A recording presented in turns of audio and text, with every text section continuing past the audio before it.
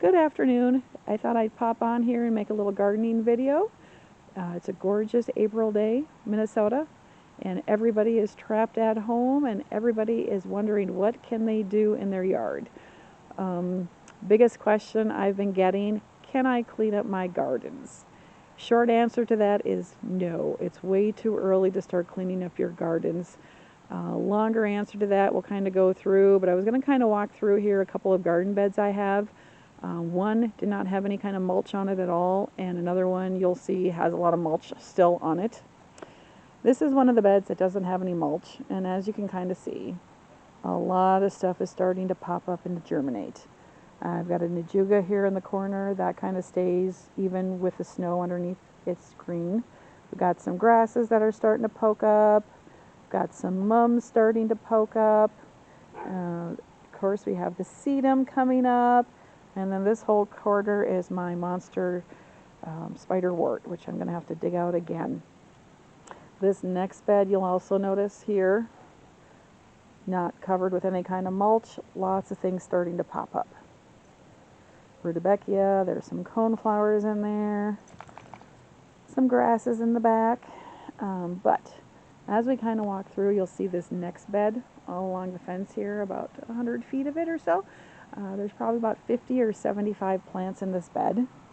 And as we kind of walk along here, you'll see that very little is actually coming up in this bed. We've got some asters coming up. There's, of course, some weeds coming up. And as we walk along here, there's really almost nothing coming up in this bed. There's some daylilies. That's about it. That's kind of what we want to see this time of year. Don't really want to see a lot of the plants coming up because Minnesota, as we all know, we can get snow really late in the year. It's April, but last year I think we had snow till middle of April. The year before that we got like 2 or 3 feet in the middle of April, and a lot of people actually lost plants. A lot of bleeding hearts, a lot of peonies, a lot of clematis, things people had had for 15, 20 years just suddenly up and died. And the reason that happened is most people think plants die in the winter time when it's minus 20, minus 30 degrees. That's actually false. Most plants, if they're going to die, they're going to actually die now.